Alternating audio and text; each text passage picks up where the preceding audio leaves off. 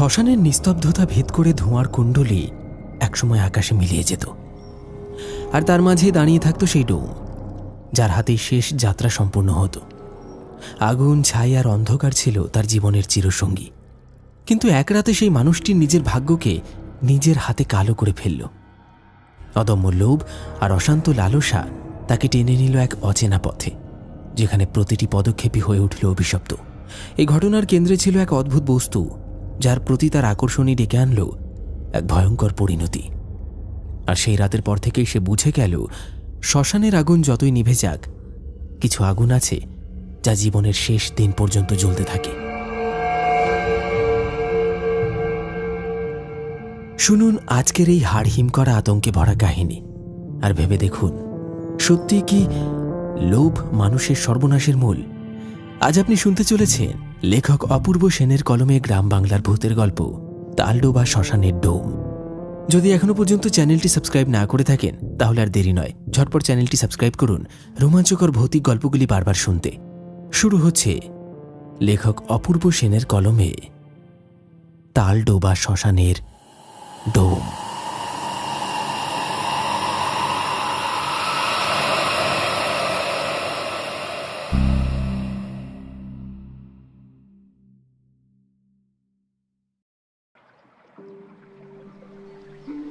তালডোবা গ্রাম নামেই যেন মিশে আছে তালগাছের দীর্ঘ ছায়া আর পুরনো ডোবার শীতলতা। বর্ষার এই সময়ে গ্রামটার রূপ খুলে যায়। সবুজ আর সতেজতার এক মায়াবী চাদরে ঢেকে থাকে চারিদিক। বিকেলে যখন সূর্যটা পশ্চিম আকাশে ঢলে পড়েছে, তখন তালডোবার বুক জুড়ে এক স্নিগ্ধ শান্ত পরিবেশ। দূরে বিলের জলে দেখা যায় বালি হাঁসের দল চড়ে বেড়াচ্ছে, মাঝে মাঝে ডুব দিচ্ছে পানকড়ির ঝাঁক। আর বিলের পাশে উঁচু ঘাসের চর, সেই চরেই গরু আর ছাগল চড়াচ্ছিল দুই বন্ধু, নিবারণ আর কানাই। দিনভর পশুদের দেখাশোনা শেষে এখন তাদের ঘরে ফেরার তাড়া। আকাশের কোণে মেঘের ঘন ঘটা দেখে কানাই সেদিকে ইশারা করে বলল, এই নিবারণ, দেখেছিস আকাশ তো কালো করে আসছে রে। চল চল, এবার বাড়ি চল, না হলে মাঝপথে বৃষ্টিতে ভিজতে হবে। হ্যাঁ হ্যাঁ, চল চল, মনে হচ্ছে বড় একটা ঝড় আসছে। কিন্তু তাদের কথায় কান দেওয়ার আগে প্রকৃতি তার নিজের খেলা শুরু করে দিল। পশ্চিমের অস্তগামী সূর্যটাকে যেন এক নিমেষে গ্রাস করে ফেলল কালো মেঘের দল। ঝমঝমিয়ে মুষলধারে বৃষ্টি নামল, যেন আকাশের সব জল একেবারে নেমে আসছে মাটির বুকে। চোখের পলকে চারিদিক অন্ধকার হয়ে গেল। এই দুর্যোগের মধ্যে ওরা দুজন কি করবে ভেবে পেল না। তবে বিলের পাশেই একটা পাটকাঠির বেড়া দেওয়া আর বাঁশের মাচা দিয়ে তৈরি ছোট্ট একটি ছাউনি ছিল। সাধারণত তালডোবা শ্মশানে মরা পোড়াতে আসা শ্মশান যাত্রীরা এখানে বসে বিশ্রাম করে। আসলে শ্মশানটা এখান থেকে খুব কাছেই। নিরুপায় হয়ে তারা তাদের গরু আর ছাগলগুলোকে পাশে থাকা শ্মশান যাত্রীদের অপেক্ষার জন্য তৈরি টিনের চালার নিচে বেঁধে দিয়ে সেই মাচার ঘরে উঠে বসল। এই শ্মশানটা, অর্থাৎ তালডোবার এই শ্মশানটা সব থেকে পুরনো শ্মশান। পাশেই বিল আর পেছনে ঘন জঙ্গল। জায়গাটা সবসময় কেমন যেন থমথমে থাকে। এখন এই ভর সন্ধেবেলায় ঘন ঘন বিদ্যুতের চমকের সাথে ঘন বর্ষায় জায়গাটা যেন আরো ভীতিপ্রদ হয়ে উঠেছে। মাচার ভেতরে উঠে বসতেই তারা চমকে গেল। আরে, এ তো তালডোবা শ্মশানের ডোম গোবিন্দ কাকা। গোবিন্দ কাকা কোনো পেশাদার ডোম নয়, বরং গ্রামের কেউ মারা গেলে স্বেচ্ছায় এগিয়ে এসে তার সৎকারের দায়িত্ব নেন তিনি। গ্রামের মানুষও তাই বিপদে পড়লে সবার আগে গোবিন্দ কাকার কথাই মনে করে। গোবিন্দ কাকাকে এই অবেলায় শ্মশানের পাশে বসে থাকতে দেখে অবাক হয়ে নিবারণ জিজ্ঞেস করল, এ কি গোবিন্দ কাকা, তুমি এখানে? কোনো মরা বাড়ির লোক আসার কথা আছে নাকি? গোবিন্দ কাকা উদাসীনভাবে উত্তর দিলেন, না রে বাপ আমার, আজকে কোনো মরা পোড়ানোর কথা নেই। এসেছিলাম বিলের ধারে একটু মাছ ধরতে। শুনলাম জল বেড়েছে, তাই নদী থেকে নাকি অনেক কাতলা এসেছে ঝিলে। কিন্তু এই বৃষ্টিটা এসে সব বিগড়ে দিল। সত্যি গোবিন্দ কাকার পাশে একটা ছিপ, একটা হাড়ি আর একটা পুরনো হ্যারিকেন রাখা ছিল। গোটা গ্রাম জানে গোবিন্দ কাকার মাছ ধরার শখটা সাংঘাতিক। রাতের আঁধারে যেখানে সাধারণ মানুষ যেতে ভয় পায়, সেখানে মাছের খোঁজ পেলেই তিনি সব বিপদ অগ্রাহ্য করে চলে যান। আকাশের দিকে তাকিয়ে গোবিন্দ কাকা বললেন, যা বৃষ্টি নেমেছে মনে হয় না সহজে থামবে। এদিকে সন্ধ্যা হয়ে আসছে। যাই হোক, বৃষ্টিটা কমলেই তোরা চলে যাস বাপ। এই জায়গাটা সন্ধ্যের পর ভালো নয়। গোবিন্দ কাকার কথা শুনে নিবারণ আর কানাই দুজনেরই বুকটা কেমন যেন ছমছম করে উঠল। কানাই বলল, আচ্ছা গোবিন্দ কাকা, তুমি তো অনেক মরা পুড়িয়েছো জীবনে। শুনেছি তোমার নাকি নানান ভৌতিক অভিজ্ঞতাও আছে। একটা শোনাও না গো কাকা। এই বৃষ্টিতে তোমার মুখে গল্প শোনা, এর থেকে সুখ আর কিছু হয় না। আরে ওগুলো কোনো গল্প নয় রে বাছা। আমি যা দেখেছি তোরা বললে হয়তো বিশ্বাস করবি না। অবশ্য প্রথমে আমিও বিশ্বাস করতাম না, কিন্তু পরে বিশ্বাস করতে বাধ্য হয়েছি। হ্যাঁ কাকা, সেরকমই একটা পিলে চমকানো ঘটনার কথা বলো না। গোবিন্দ কাকা হ্যারিকেনের পোলতেটায় অগ্নি সংযোগ করে গভীরভাবে কিছুক্ষণ বসে রইলেন, যেন তার স্মৃতিতে ভেসে ওঠা কোনো এক দুঃস্বপ্ন নিমেষের জন্য ঝলকে উঠল চোখের তারায়। বাইরে অঝোর ধারায় ঝরে পড়া বৃষ্টির দিকে তাকিয়ে একটা দীর্ঘশ্বাস ছেড়ে গোবিন্দ কাকা বললেন, কিছু কিছু সময় আমাদের সঙ্গে এমন কিছু ঘটনা ঘটে যায় যেটা একেবারে স্বাভাবিক মনে হয়, অথচ তার প্রভাবটা বোঝা যায় দীর্ঘ সময় পার হয়ে যাওয়ার পরেও। ঠিক এরকমই কিছু একটা ঘটেছিল তখন আমার জীবনে। তিনি যেন ফিরে গেলেন সেই বহু বছর আগের এক বর্ষা মুখর রাতে। স্মৃতির অতল গভীরে ডুব দিয়ে তিনি বলতে লাগলেন, আমি তখন নিতান্তই যুবক, সদ্য সদ্য বিবাহ করেছি। সেকালের যা রেওয়াজ, বাবা ঠিক করলেন বিয়ে করতেই হবে। আমার যদিও তখন সংসার পাতার বিন্দুমাত্র ইচ্ছে ছিল না, কিন্তু ভাগ্যচক্রে সব যখন পাকা হয়ে গেল তখন আর কি করা। সংসারে একজন বাড়তি মুখ মানেই বাড়তি খরচ, আর সেটা আমি হাড়ে হাড়ে বুঝতে পারছিলাম। আর আমি তখন রীতিমতো তালডোবা শ্মশানে মরা পোড়ানোর কাজ করি। আসলে তখন কলেরার মহামারীতে মরা পোড়ানোর যেন লাইন লেগে যেত। বহু পরিবারের মানুষজনই মরা রেখে দিয়ে চলে যেত, আর সেটা পোড়ানোর দায়িত্ব ঘাড়ে এসে পড়তো আমার। অবশ্য সৎকার হয়ে গেলে কম বেশি সকলেই আমায় বকশিস দিত। ভালোই টাকা পয়সার মুখ দেখতে শুরু করেছিলাম আমি। বিয়ের পর সাংসারিক চাপে দুটো পয়সা রোজগারের জন্য অনেক ঝুঁকিপূর্ণ কাজও করতে হতো। তাই কোনো দিকে না তাকিয়ে সেই মরা পোড়ানোর কাজটাকেই নিজের পেশা হিসেবে বেছে নিয়েছিলাম। কিন্তু ভাবিনি যে সেই পয়সা রোজগারের লোভেই আমাকে সেদিন এত বড় বিপদে পড়তে হবে। এইটুকু বলে কাকা থামলেন। হ্যারিকেনের টিমটিমে আলোয় তার মুখমণ্ডলে আঁকা পড়ছিল এক গভীর রেখা। বাইরে তখনও টিপটিপ করে বৃষ্টি ঝরছে, বাতাসে মিশে আছে ভিজে মাটির সোঁদা গন্ধ। গোবিন্দ কাকা আবার বলতে শুরু করলেন, সেই রাতটাও ছিল এরকমই এক বর্ষা মুখর রাত। হঠাৎ প্রবল বৃষ্টি এসে সবকিছু ভিজিয়ে দিয়েছিল। তারপর কিছুক্ষণ জলধারা শান্ত হয়ে থমথম করেছিল চারিদিক। প্রবল বর্ষণের কারণে গ্রামে কলেরায় মারা যাওয়া অনেক মরাকে বাড়ির লোকেরা প্লাস্টিকে পেঁচিয়ে বাড়িতেই রেখে দিয়েছিল। তখনও টিপটিপ করে বৃষ্টি ঝরছিল। আমি বসেছিলাম শ্মশানের কোণে একটা ছাউনির নিচে। তখন এই মাচাটা ছিল না, শ্মশানের মধ্যেই বসার জন্য একটা ছোট জায়গা ছিল। আমি হাতে একটা বিড়ি ধরিয়ে অপেক্ষায় ছিলাম যদি কেউ আসে। অপেক্ষা দীর্ঘস্থায়ী হলো না। কিছুক্ষণ পর দূর থেকে একদল মানুষকে শ্মশানে এগিয়ে আসতে দেখলাম। তাদের হাতে থাকা হ্যারিকেন বাতির মৃদু আলো দেখা যাচ্ছিল। তবে কাছে আসতে বুঝলাম একদল লোক নয়, জনা পাঁচেক মানুষ এসেছে শ্মশানে। পেছনে একটা গরুর গাড়ি, গাড়িতে বোঝাই করা শুকনো কাঠ আর পাটকাঠি। গ্রামের প্রতাপশালী মাছের ব্যবসাদার হরিনারায়ণ মুখুজ্জের 110 বছর বয়সী ঠাকুমার মৃত্যু হয়েছে। অবশ্য তাদের কথাবার্তা শুনে এমনটাই বোঝা যাচ্ছিল। হরিনারায়ণ মুখার্জি উপস্থিত ছিলেন দলের মধ্যে। তিনি এগিয়ে এসে বললেন, গোবিন্দ, আমার ঠাকুমার সৎকারের দায়িত্ব তোকে নিতে হবে। আমি সঙ্গে করে কয়েকজন লোক নিয়ে এসেছি, তুই ব্যবস্থা কর, আমি আছি। আমি মনে মনে ভাবলাম, হরিনারায়ণ মুখার্জি পয়সাওয়ালা লোক, কাজটা করে দিলে বকশিশ ভালোই পাওয়া যাবে। এমনিতেও সারাদিন বৃষ্টি হওয়ার কারণে লোকজন তেমন একটা আসেনি। আমি তড়িঘড়ি আমার কাজে লেগে পড়লাম। গরুর গাড়ি থেকে সমস্ত কিছু নামানো হলো।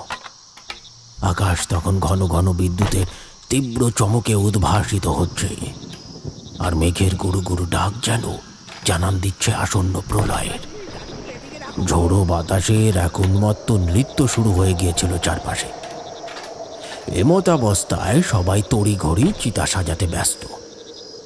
সেই বিরামহীন বৃষ্টির পূর্বাভাস যেন বিলের ওপারের ঘন জঙ্গল থেকে ভেসে আসা শিয়ালের করুণ ডাক, আর সঙ্গে ব্যাঙ আর ঝিঁঝি পোকার ক্রমাগত চিৎকারের সাথে মিলেমিশে এক অদ্ভুত শব্দবন্ধ তৈরি করেছিল।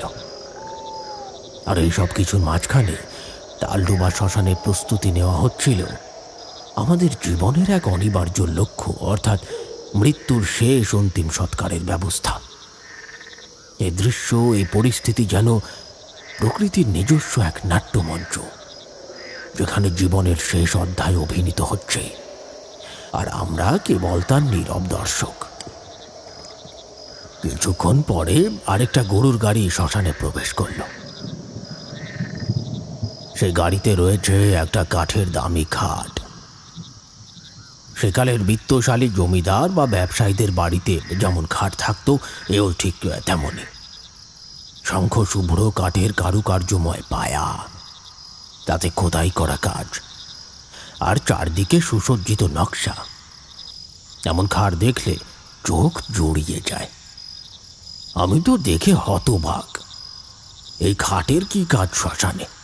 কৌতূহল চাপতে না পেরে হরিনারায়ণ বাবুকে জিজ্ঞাসা করলাম, এ কি বাবু, এই খাট নিয়ে আসার অর্থ কি? হরিনারায়ণ বাবু গম্ভীর মুখে খাটের দিকে একবার তাকিয়ে বললেন, এটাকে পুড়িয়ে দিস গোবিন্দ। ঠাকুমার খুব পছন্দের খাট ছিল এটা। তিনি মারা যাবার আগে বলে গিয়েছিলেন তার সঙ্গে খাটটাকেও আগুনে দিয়ে পুড়িয়ে দিতে, যাতে স্বর্গে গিয়ে অন্তত এই খাটটায় তিনি বিশ্রাম করতে পারেন। তাই চিতার সঙ্গে সঙ্গে এই খাটটাও পুড়িয়ে দিস। আমি মাথা নেড়ে সম্মতি জানিয়ে বাকি কাজগুলোতে হাত লাগাতে লাগলাম। আকাশে তখনও ঘন ঘন মেঘের গুরু গুরু ডাক, আর দূর থেকে ভেসে আসা বিদ্যুতের মৃদু ঝলকানি বৃষ্টির পূর্বাভাসের সতর্কবার্তা জারি রেখেছে। হরিনারায়ণ বাবু একবার চিৎকার করে বললেন, এই তাড়াতাড়ি কর রে, বৃষ্টি চলে এলে মুশকিল হয়ে যাবে তো। আমরা দ্রুত হাত চালিয়ে চিতা সাজিয়ে ফেললাম। কাঠ আর পাটকাঠির স্তূপের ওপর শায়িত করা হলো হরিনারায়ণ বাবু ঠাকুমার নিথর দেহ। যথাসময় অগ্নিসংযোগ ঘটল, আর দাউ দাউ করে জ্বলে উঠল আগুন। হরিনারায়ণ বাবু তার ঠাকুমার কাছে ছোটবেলা থেকেই ছিলেন একেবারে ন্যাওটা, তাই মুখাগ্নি করার সময় তার চোখ ছলছল করে ভিজে এলো।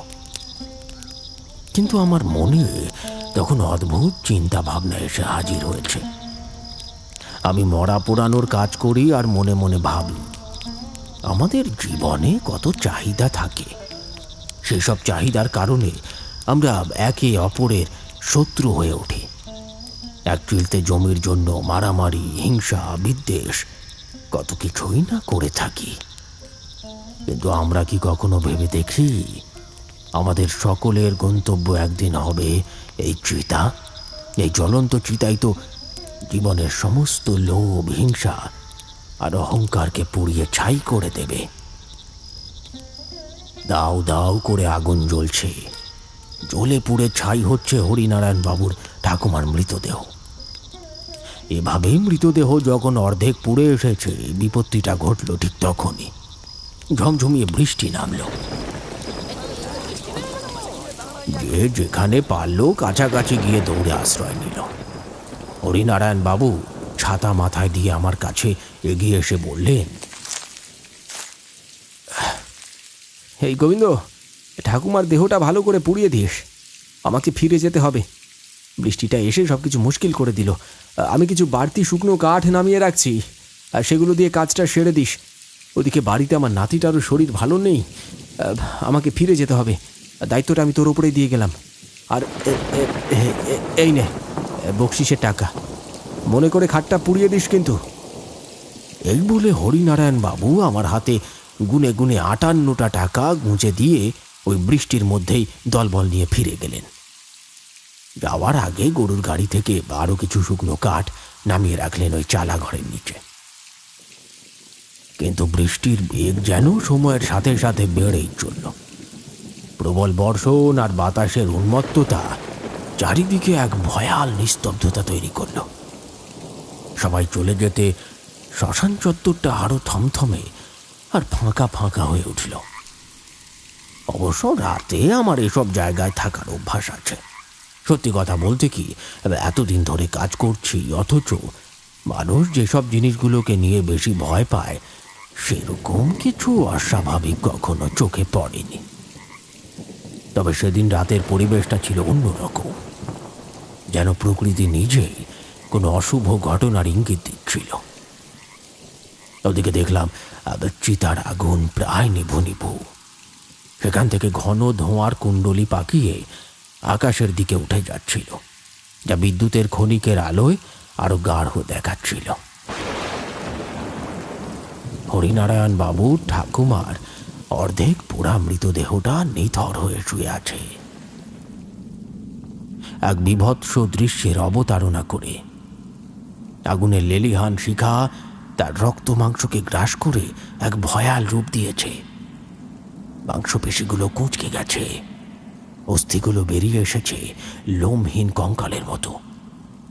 চোখ দুটো যেন কোটর থেকে ঠেলে বেরিয়ে আসার উপক্রম, আর মুখের ভিতর বিকৃত হাসি যেন মৃত্যুর এক বিভৎস উপহাস। সেই অর্ধদগ্ধ দেহটা যেন নীরব প্রশ্ন ছুঁড়ে দিচ্ছে, এটাই কি জীবনের শেষ পরিণতি? এখন মরা পোড়ানো কিছুতেই সম্ভব নয়। এই প্রবল বৃষ্টির মধ্যে আগুন জ্বালিয়ে রাখাও অসম্ভব। তাই বৃষ্টি থামা পর্যন্ত অপেক্ষা করতে হবে। এই ভেবে আমি চালাঘরটার কাছে গিয়ে সেখানে গিয়ে বসলাম। ধুতির কোঁচা থেকে একটা বিড়ি বের করে জ্বালাতে গিয়ে হিমশিম খেয়ে গেলাম। বৃষ্টির ছাটে দেশলাইয়ের বাক্স ভিজে গেছে হালকা হালকা।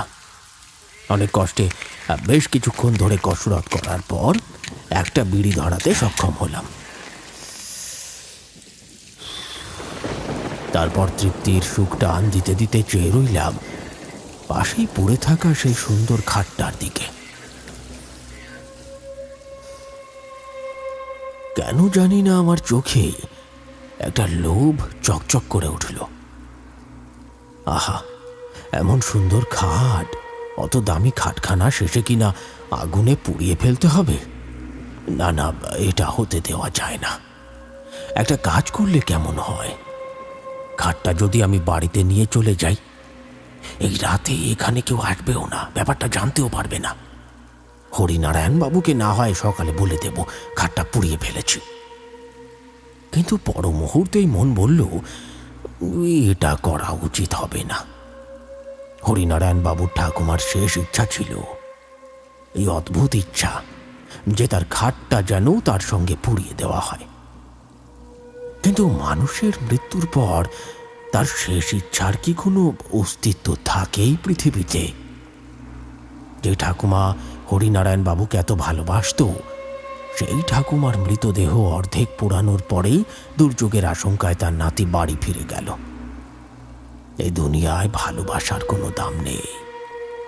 যদি থাকতো তাহলে হরিনারায়ণ বাবু সারা রাত এখানে বসে থাকতেন, যতক্ষণ না ঠাকুমার মৃতদেহের সৎকার সম্পন্ন হচ্ছে। নিজের লোকেরাই যখন এত তুচ্ছ তাচ্ছিল্য করে তখন আমি তো পর। এইরকমই নানান চিন্তা ভাবনায় কেটে গেল বেশ কিছুক্ষণ। তারপর মনকে শক্ত করে ঠিক করলাম যে না, এই ঘাটটা পোড়ানো যাবে না। ওটাকে যেভাবেই হোক আজ রাতেই আমি বাড়িতে নিয়ে যাব। লোভ আর বাস্তবতার এক অদৃশ্য টানা পড়ে নে যেন আমার বিবেক ডুবতে শুরু করলো। এমন এক লোভ যা আমাকে এক কঠিন পথের দিকে ঠেলে দিচ্ছিল, যার পরিণতি তখনও আমার জানা ছিল না। ঠিক এমন সময় একটা দৃশ্য দেখে বুকের ভেতর থেকে কলজেটা যেন থরথর করে কেঁপে উঠল। আমি নিজের চোখ কচলে ভালো করে দেখলাম ঠিক দেখছি কিনা। একটু দূরেই নিভে যাওয়া চিতাটা বৃষ্টির জলধারায় ধুয়ে যাচ্ছে। তার ছাই জলের সঙ্গে কালো হয়ে মিশে গড়িয়ে যাচ্ছে বিলের জলে। আর অদ্ভুত ব্যাপারটা হচ্ছে, পুড়ে যাওয়া কালো কাঠের স্তূপের ভেতর থেকে যেন একটা কিছু নাড়াচাড়া করা স্পষ্ট দেখা যাচ্ছে। হ্যাঁ, কাঠগুলো যেন সরিয়ে ফেলা হচ্ছে বা কেউ সরিয়ে ফেলতে চাইছে। তাই মৃতদেহ সহ চিতার মধ্যে একটা অদ্ভুত কাঁপুনি লক্ষ্য করা যাচ্ছে। আমার শির দাঁড়াবে একটা ঠান্ডা স্রোত নেমে গেল। এই যেন এক দুঃস্বপ্ন যা আমার চোখের সামনে বাস্তবে রূপ নিচ্ছে। বরফের মতো জমে যাচ্ছিলাম আমি এই ভয়াবহ দৃশ্য দেখে। কয়েক মুহূর্ত এরকম চলবার পর হঠাৎ দেখতে পেলাম চিতার ঠিক ওপারে যেন একটা বাদামি রঙের কিছু নাড়াচাড়া করছে। আমার সঙ্গে হ্যারিকেন বাতি ছিল, সঙ্গে একটা ছাতাও ছিল। বুকের মধ্যে সাহস নিয়ে হ্যারিকেন বাতি আর ছাতাটা হাতে করে আমি বাইরে বেরিয়ে পড়লাম। তারপর ধীরে ধীরে এগিয়ে গেলাম চিতাটার দিকে। চিতাটার কাছাকাছি যেতেই দেখলাম আর একটা অদ্ভুত হাড় হিম করা দৃশ্য। একটা শেয়াল চিতার কাঠ সরিয়ে ভেতর থেকে আধ পোড়া মৃতদেহটা নিজের খাদ্য হিসেবে টেনে নিয়ে যাওয়ার জন্য ব্যস্ত হয়ে পড়েছে। তার হিংস্র চোখ দুটো অন্ধকারে জ্বলছে, আর মুখে লেগে থাকা কালো ছাই তাকে আরো বীভৎস করে তুলেছে। মনে হচ্ছে যেন এক নরখাদক পিশাচ তার শিকারের ওপর ঝাঁপিয়ে পড়েছে। আমি কাছে যেতেই সম্ভবত কারোর আগমন টের পেয়ে শেয়ালটি চিতার ভেতর থেকে মুখ বাইরে বের করে আমার দিকে সরাসরি তাকালো। তার মুখে লেগে থাকা কালো ছাই আর হ্যারিকেনের হলদেটে আলো তার চোখে পড়ে যে চকচকে আগুনের মতো দুটি বিন্দু তৈরি করেছে, তা দেখে আমার বুকের রক্ত যেন জল হয়ে যেতে চাইল। মনে হলো এখনই বুঝি এই শেয়ালটা আমার ওপর ঝাঁপিয়ে পড়বে। এক নিমেষের জন্য আমার সারা শরীর অসাড় হয়ে গেল, কিন্তু পরক্ষণেই মনে হলো এভাবে চুপ থাকলে শেয়ালটা মৃতদেহটাকে কামড়ে নিয়ে চলে যেতে পারে। অগত্যা তড়িঘড়ি চিতা থেকে একটা চেলা কাঠ তুলে নিয়ে হেই হেই করে তেড়ে গেল। শেয়ালটা দুবার আক্রমণাত্মক ভঙ্গি দেখিয়ে সেখান থেকে ল্যাজ গুটিয়ে পালালো। তারপর অন্ধকারের মধ্যে অদৃশ্য হয়ে গেল মুহূর্তেই।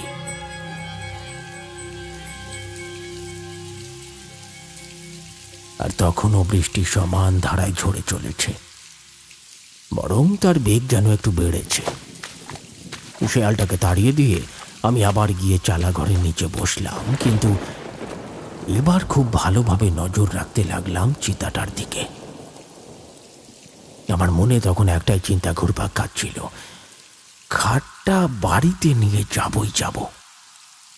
কিন্তু পরক্ষণেই এক কঠিন বাস্তবের মুখোমুখি হলাম। একা এত বড় ভারী খাট বাড়িতে নিয়ে যাওয়াটা কিছুতেই সম্ভব নয়। এই ব্যাপারটা আমাকে আবার গভীর চিন্তায় ফেলল। একটা উপায় বের করতেই হবে, কিন্তু কি উপায় সেটা কিছুতেই মাথায় আসছিল না। মাথার ভেতর এক অলস ঘূর্ণিপাক কেবলই ঘুরপাক খাচ্ছিল সেই দামি খাটের মোহে। সময় এগিয়ে চলল আরো গভীর রাতের দিকে। শ্মশানের নিস্তব্ধতা তখন প্রকট।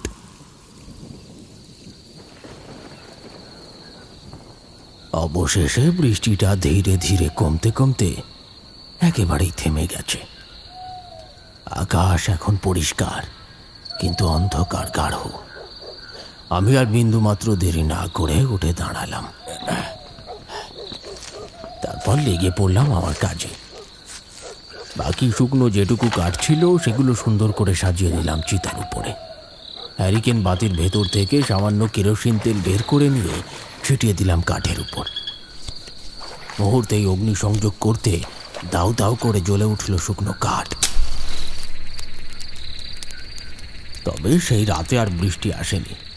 কিছুক্ষণের মধ্যেই হরিনারায়ণ বাবু ঠাকুমার মৃতদেহ পুড়ে ছাই হয়ে গেল। নিভে যাওয়া চিতার কাছে দাঁড়িয়ে আমি হাত জোর করে প্রণাম করলাম।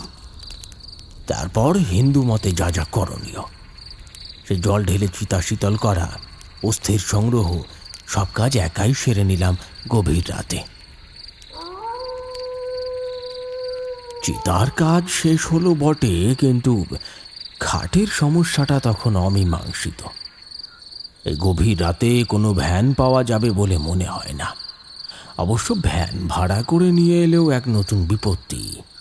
হয়তো ভ্যানওয়ালা নিজেই নানান রকম প্রশ্ন করতে পারে, এতে ধরা পড়ে যাওয়ার সম্ভাবনা রয়েছে।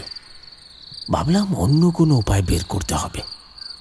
আমাকে নিজেকেই কারোর থেকে একটা ভ্যান নিয়ে এসে জিনিসটা তুলে বাড়ি নিয়ে যেতে হবে। লোভটা যেন মুহূর্তে মুহূর্তে আরো চাগার দিয়ে উঠতে লাগলো। আমার মনের ভেতরে প্রতিটি নিঃশ্বাসে যেন তার তীব্রতা বাড়ছে।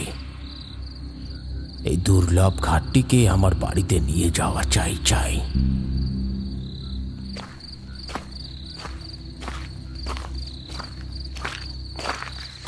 আমি শ্মশানের বাইরে কাঁচা রাস্তায় এসে দাঁড়ালাম। কি করব না ভাবছি। শ্মশানের বাতাস তখনও ভিজে মাটির গন্ধে ভারী। এমন সময় হঠাৎ একটু দূর থেকে কারুর একটা কণ্ঠস্বর শুনতে পেলাম। কেমন যেন ফ্যাস ফ্যাসে সেই কণ্ঠস্বরটা বাতাসের ফিসফিসানির মতো কানে এলো। লোকটি বলল, কি সাহায্যের দরকার বুঝি? আমি চমকে উঠলাম। লোকটা কি করে জানলো যে আমার এই মুহূর্তে সাহায্যের প্রয়োজন? আমার সারা শরীরে একটা ঠান্ডা স্রোত বয়ে গেল। ঘুরে তাকিয়ে দেখলাম একটু দূরে দাঁড়িয়ে রয়েছে একজন 40 কি 45 বছর বয়সী ব্যক্তি। শরীরের গঠন বেশ শক্তপোক্ত, পরনে একটা আধময়লা ধুতি আর ছেঁড়া গেঞ্জি। এর আগে কখনো লোকটাকে এই শ্মশান চত্বরে দেখিনি। মনে কৌতূহল জন্মালো। প্রশ্ন করলাম, কে আপনি? আপনাকে তো কখনো এখানে দেখিনি। লোকটা মৃদু হেসে বলল, আমি একজন ভাবঘুরে, এই এখানে সেখানে ঘুরে বেড়াই। আসলে 4 বছর আগেই বন্যায় আমার পরিবারটা শেষ হয়ে গেছে। বাড়ি ঘর নদীর নিচে চলে গেছে, তাই মনের দুঃখে দীর্ঘদিন ঘুরে বেড়াই। আসলে রাত করে আপনি এখানে দাঁড়িয়ে আছেন, আপনাকে দেখে আমার মনে হলো আপনার কোনো সাহায্যের প্রয়োজন, তাই জিজ্ঞাসা করলাম আর কি। কিছু মনে করবেন না। আমার মনে তখন একটা আনন্দের আলোড়ন বয়ে চলেছে। মনে হলো যেন ভগবানই লোকটাকে পাঠিয়েছেন। আমি উচ্ছ্বাসিত হয়ে বললাম, না, এতে মনে করার কি আছে। আসলে সত্যিই আমার একটু সাহায্যের প্রয়োজন। একটা ঘাট রয়েছে, ওটাকে বাড়িতে নিয়ে যেতে চাই। আসলে আমি একজন ডোম, মরা পোড়াই।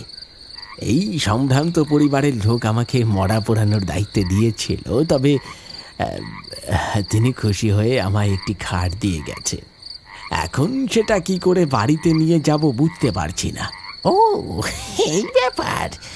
একদম চিন্তা করবেন না, আমার সঙ্গে ভ্যান আছে। আসলে আমার বাবার সেই শেষ স্মৃতি। ওটাই বেঁচে ছিল সঙ্গে, আমি বেঁচে গিয়েছিলাম কোনো মতে। তাই ওই ভ্যানে চড়েই ভবঘুরের মতো ঘুরে বেড়াই। আমি মনে মনে ভাবলাম, এ কি আশ্চর্য মিল! একটা লোক, একটা ভ্যান, আর যেই দুটো জিনিসই আমার এখনই দরকার, আর এখনই পেয়ে গেলাম। তারপর লোকটাও অচেনা, সন্দেহ করার কোনো জায়গা নেই। মনে মনে ভগবানকে ধন্যবাদ জানিয়ে লোকটার সাহায্য নিয়ে শ্মশানের ভেতরে প্রবেশ করলাম। লোকটাও অন্ধকারের ভেতর থেকে একটা ভ্যান নিয়ে এসে খাটের সামনে দাঁড়ালো। তারপর আমরা দুজন ধরাধরি করে খাটটাকে তুলে সেই রাতে নিয়ে এলাম আমার বাড়িতে। আমার মনে তখন খুশির জোয়ার বয়ে যাচ্ছে, যেন এক মহার্ঘ রত্ন হাতে পেয়েছি। অনেক ধন্যবাদ জানালাম ওই লোকটিকে এবং তার হাতে 10টা টাকা দিয়ে বিদায় করলাম। লোকটা সেই গভীর রাতে অন্ধকারে মিলিয়ে গেল, যেমন হঠাৎ করে এসেছিল। কানাই তখন হঠাৎ বলল, এটা তুমি ঠিক করনি কাকা। তুমি একজন ডুম হয়েও একজন মৃত মানুষের শেষ ইচ্ছাটুকু অগ্রাহ্য করলে কি করে? কানাই, ভুলটা আমি স্বীকার করি। সেদিন সত্যি আমি এমন এক পাপ করেছিলাম যার মাসুল আমাকে চরমভাবে গুনতে হয়েছে। খাটটা বাড়িতে আনার পর থেকেই যেন অদ্ভুত এক ছায়া আমাদের ঘরে ঢুকে পড়ল। শুরুতে সেসব তুচ্ছ, তেমন গুরুত্ব দেওয়ার মতো নয়, কিন্তু কেমন করে যেন দিন বাড়ার সঙ্গে সঙ্গে ঘটনার তীব্রতা যেন গলা টিপে ধরা এক অদৃশ্য হাতের মতো বাড়তে লাগলো। তৃতীয় দিন ভোর রাত। আমি তখন মরা পুড়িয়ে বাড়ি ফিরে অবসন্ন দেহে ঘুমের মধ্যে ডুবে আছে। হঠাৎ নাকে এলো এক বিচিত্র গন্ধ, যেন ভিজে কাঠের মধ্যে আগুন দিক দিক করছে, আর তার ধোঁয়াটা মিশে আছে অদ্ভুত এক বাসি গন্ধের সঙ্গে। আমার গিন্নির ঘুম ভেঙে গেল। বিছানায় উঠে বসে কাঁপা গলায় বলল, এই শোনো না, কেউ কি আগুন ধরিয়েছে কোথাও? আমি তাকে আশ্বস্ত করে বললাম, তুমি বসো, আমি দেখে আসছি। কিন্তু সারা বাড়ি তন্ন তন্ন করে খুঁজেও কোথাও আগুনের ছিটে ফোঁটাও পেলাম না। না ভেজা কাঠ, না ধোঁয়া, কিছুই নয়। শুধু একটা অদৃশ্য আতঙ্ক, যা আমার পিঠ বেয়ে নামতে নামতে মনে থিতু হয়ে গেল। প্রথম রাতে বিষয়টা মনের ভুল ভেবে পাশ কাটিয়ে দিলেও পরের ঘটনাটা আর এড়ানো গেল না। সেদিন দুপুরে মরা পোড়ানোর ফাঁকে খাওয়ার জন্য বাড়ি ফিরছি, আর দরজায় পা দিতেই ঘরের ভেতর থেকে গিন্নির ভয়ার্ত চিৎকার। কি সর্বনাশ! কে কোথায় আছো গো? আমি ছুটে গিয়ে জিজ্ঞেস করলাম, কি হয়েছে? হ্যাঁ? গিন্নি শ্বাস ফেরাতে ফেরাতে বলল, খাটের নিচে হাঁড়িতে চাল আনতে গিয়েছিলাম, গিয়ে দেখি সাদা লম্বা চুল বিছানো, যেন সাপের মতো কিলবিল করছে। কিন্তু আমি হঠাৎ চিৎকার করতেই সেগুলো গায়েব হয়ে গেল।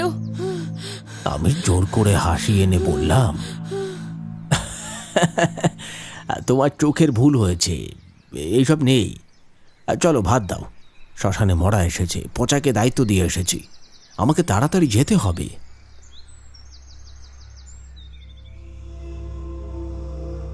কিন্তু সেই দিনের পর থেকেই আমার গিন্নি যেন অন্য মনস্ক হয়ে যেতে লাগলো, একটা অন্য মানুষ হতে লাগলো। চুপচাপ, নির্বাক, কথা প্রায় বলে না।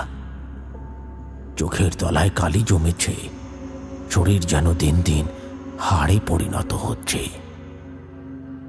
সারাদিন খাটের উপর শুয়ে থাকে, আর আমি যখন ঘরে ঢুকি আমার বুকের ভেতরটা ধক করে ওঠে। অন্ধকার ঘরে হাত শোয়া গিন্নিকে দেখলেই মনে হয় ও ও আমার স্ত্রী নয়, ও যেন হরিনারায়ণ বাবু ঠাকুমা,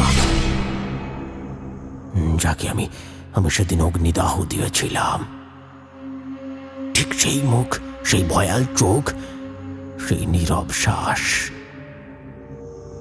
যেন খাটের উপরে বসে আমার প্রতীক্ষায়। এমন ভয় জীবনে কোনোদিন পাইনি।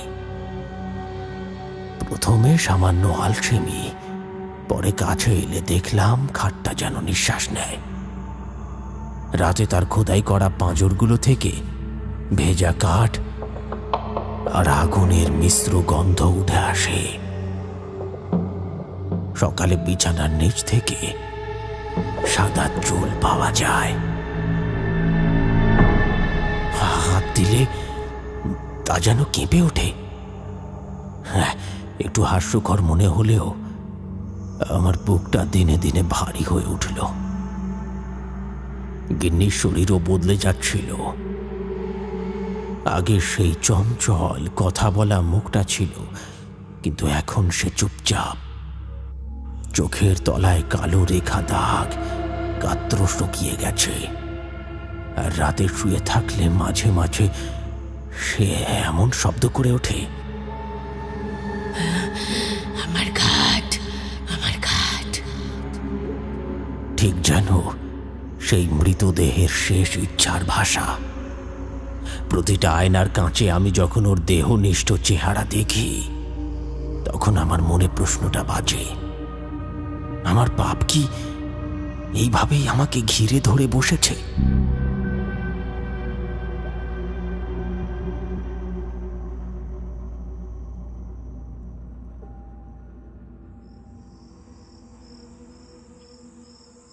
আমি সেদিন সন্ধ্যায় চুপি চুপি বেরিয়ে পড়লাম। গ্রাম থেকে মাইল 3 দূরে শাল সেগুনের ঘন বনে ঘেরা একটা গহীন চত্বর। সেখানেই নাকি বাস করেন শিবপদতান্ত্রিক। গ্রামের মানুষরা নানান ধরনের সমস্যা নিয়ে তার কাছে যায়। সেখানে যাওয়ার প্রয়োজন কোনোদিনও হয়নি আমার, কিন্তু এবার সময় এসেছিল, তাই আমায় যেতেই হলো।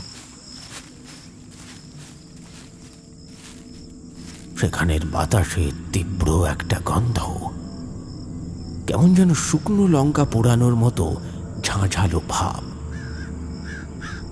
দূরে কালো কাকের ডাক শোনা যাচ্ছে।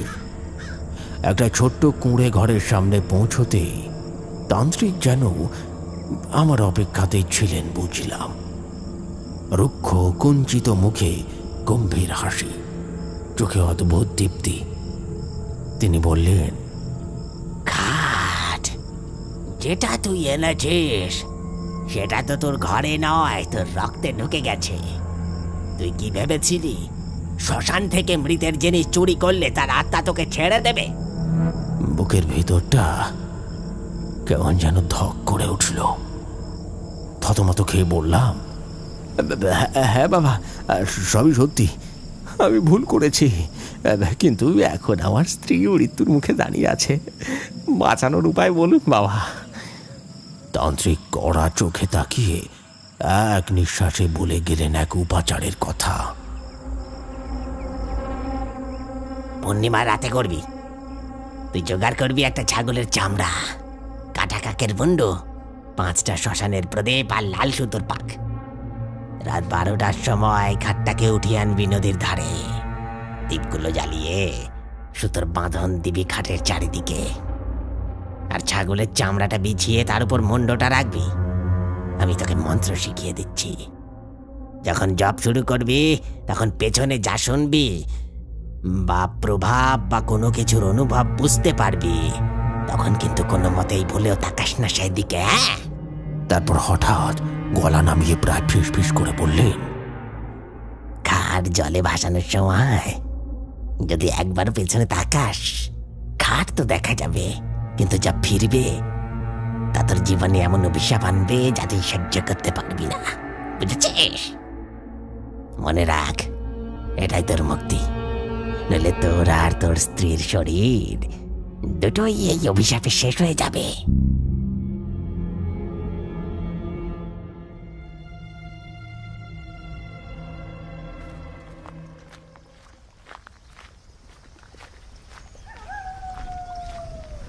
তান্ত্রিকের কথা মতো সেই পূর্ণিমার রাতে উপাচার সাজাতে বসেছি।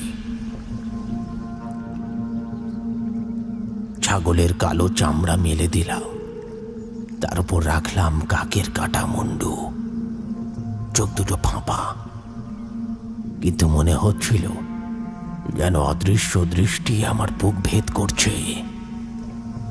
পাশেই 5টা শ্মশানের দ্বীপ, বাতাসহীন রাতেও টিম টিম করছে, আর লাল সুতোর পাক দিয়ে মন্ত্রপুত করে বেঁধে দিলাম খাটটিকে। সেদিন খাটটা ওখানে নিয়ে যাওয়ার চিন্তা আমার মাথায় ঘুরপাক খাচ্ছিল, কিন্তু এমন সময় হঠাৎ সেই লোকটার সঙ্গে দেখা হয়ে গিয়েছিল যে ভ্যান নিয়ে এক রাতে আমার বাড়িতে খাটটা পৌঁছে দিয়েছিল। এবারও 10টা টাকা বকশিশ দিলাম। লোকটা খুশি হয়ে প্রণাম জানিয়ে চলে গেল। গভীর রাতের স্তব্ধতায় তান্ত্রিকের শিখিয়ে দেওয়া মন্ত্র জপ করতে করতে জলাশয়ের ধারে একা দাঁড়িয়ে আছি। আমার সামনে মৃত খাট, তার উপর ছাগলের চামড়া আর অন্যান্য ভয়াল উপাচার। জীবনে কখনো ভাবিনি এমন নিষিদ্ধ কাজ আমায় করতে হবে। বুকের ভেতরটা দুরু দুরু করছে, ঠোঁট শুকিয়ে কাঠ। হঠাৎ মনে হলো আমার চারপাশে কেউ হাঁটছে। শুকনো পাতা মারানোর মতো চাপা শব্দ শির দাঁড়া বেয়ে ঠান্ডা স্রোত হয়ে নেমে গেল। আর ঠিক তখনই অনুভব করলাম আবার পিছনে এসে দাঁড়িয়েছে সেই বৃদ্ধা, যার খাট আমি একদিন চুরি করেছিলাম। তার নিঃশ্বাস যেন আমার ঘাড় ছুঁয়ে যাচ্ছে। চুলের অগোছালো আঁচল আমার পিঠ ছুঁয়ে উঠছে। গলায় কাঁটা নিয়ে স্থির হয়ে দাঁড়ালাম। তান্ত্রিকের বারণ মনে রেখে একবারও পিছনে তাকালাম না, শুধু মন্ত্র জপ করে চললাম কাঁপা গলায়। আমার কার্য শেষ হলে খাটটিকে ধীরে ধীরে নদীর জলে ভাসিয়ে দিলাম। কিন্তু জলের ঢেউ একেবারে নড়ল না, বরং তলা থেকে উঠল দুটো প্রকাণ্ড হাত, মানুষের মতো, অথচ হাড় সর্বস্ব, চামড়া ছেঁড়া, পচা মাংসের আষ্টে গন্ধে বমি পেতে লাগলো। সেই হাত দুটো খাটের দুপাশ জড়িয়ে ধরে এক টানে জলের তলায় টেনে নিয়ে চলে গেল। এক মুহূর্তের মধ্যেই খাট হারিয়ে গেল অন্ধকার স্রোতের গভীরে। শুধু কয়েকটি বুদবুদ আর ক্ষীণ ঢেউ মিলিয়ে গেল রাতের মৃত্যু নীরবতায়।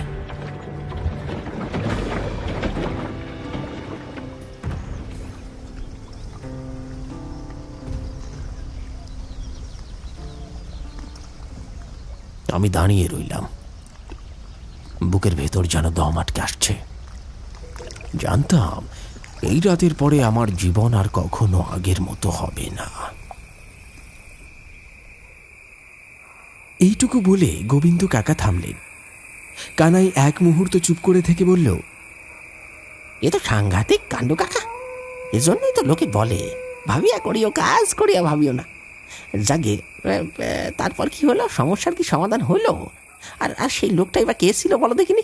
ওই যে তোমায় ভ্যানে করে ওই খাটখানা বাড়িতে নিয়ে দিয়েছিল, আবার বাড়ি থেকে এনেও দিল। গোবিন্দ কাকা ধীরে ধীরে মাথা নাড়লেন, কণ্ঠে যেন শুষ্ক কষ্টের সুর। হ্যাঁ, ওই খাটকে কেন্দ্র করে যে ভৌতিক উপদ্রব চলছিল তা আর ঘটেনি।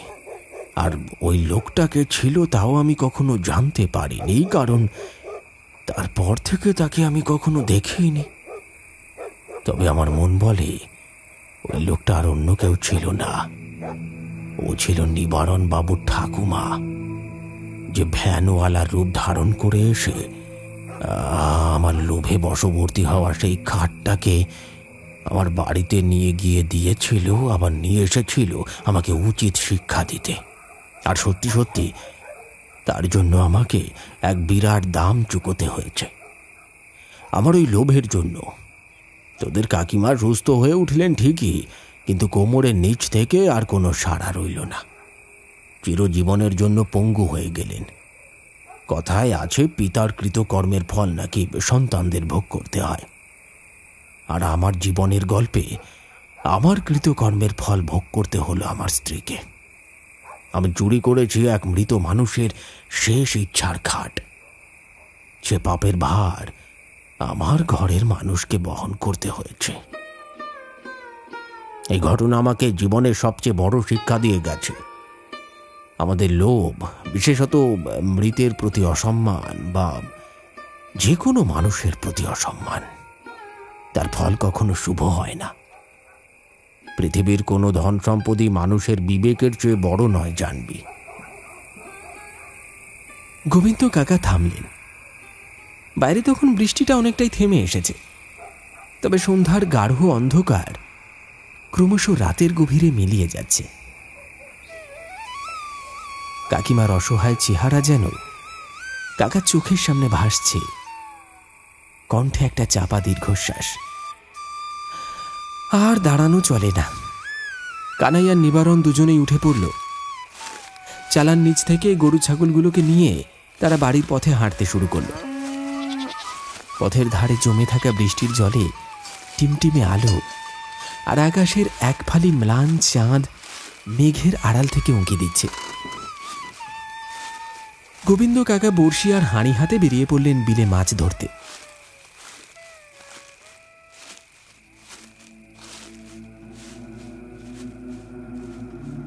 তালডোবা শ্মশানটা পাশেই, একেবারে নীরব, আর অন্ধকারের বুক চিরে যেন দাঁড়িয়ে আছে সেই রাতের ঘটনার এক নির্বাক সাক্ষী হয়ে।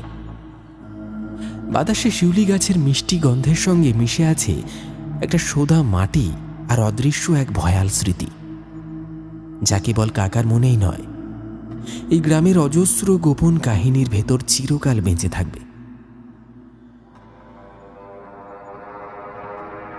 শুনলেন তালডোবা শ্মশানের ডোম। আমাদের আজকের নিবেদনের এই গল্পটি আপনার কেমন লাগলো অবশ্যই কিন্তু আপনার মতামত কমেন্ট সেকশনে লিখতে ভুলবেন না। আজ ওই গল্পের মধ্যে থেকে একটি প্রশ্ন থাকছে আপনার জন্য।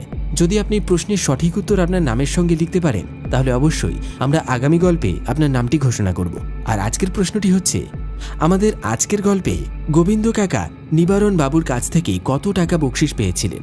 সঠিক উত্তর আপনার সম্পূর্ণ নামের সঙ্গে কমেন্ট বক্সে লিখে জানান। তাহলে চলুন একবার ঝটপট দেখে নেওয়া যাক আমাদের গত এপিসোডে কারা কারা সঠিক উত্তর লিখে কমেন্ট করেছিলেন। সঠিক উত্তর লিখে কমেন্ট করেছিলেন মুম্বাই থেকে নেক, ছাইঘড়িয়া পশ্চিমপাড়া থেকে গোলাম এবং জিসান, কলকাতা থেকে গিয়াসুদ্দিন সিপাহী, মুর্শিদাবাদ থেকে বিট্টু। এছাড়া কমেন্ট করেছেন শুভঙ্কর দাস, সুবল দাস, মৌসুমী মান্না, অনিক মান্না, হেমন্ত মণ্ডল, সার্থক মণ্ডল, রাজ, মুন্না রুই দাস, স্নেহা পুরকাইত, সৌমেন দে, রনি দাস, রনি চৌধুরী, মিঠুন, অজয় সরকার, গায়ত্রী, নয়ন ঘরামি, শঙ্কর মণ্ডল, পূজা মণ্ডল, গোপাল এবং পূর্ব বর্ধমান জেলার ভাতার থেকে তপদীপ্ত মণ্ডল। আপনাদের প্রত্যেককে অনেক অনেক ধন্যবাদ জানাই আমাদের গল্পগুলি নিয়মিত শোনার জন্য। আপনারা যারা ভৌতিক গল্পপ্রেমী তারা অবশ্যই আমাদের আরও দুটি চ্যানেল অল ডে সাসপেন্স এবং পিশাচ পর্ব অডিও স্টোরি সাবস্ক্রাইব করতে ভুলবেন না। তাহলে চলুন আবার দেখা হচ্ছে খুব শীঘ্রই। ততক্ষণের জন্য সকলে খুব ভালো থাকবেন আর সুস্থ থাকবেন। ধন্যবাদ।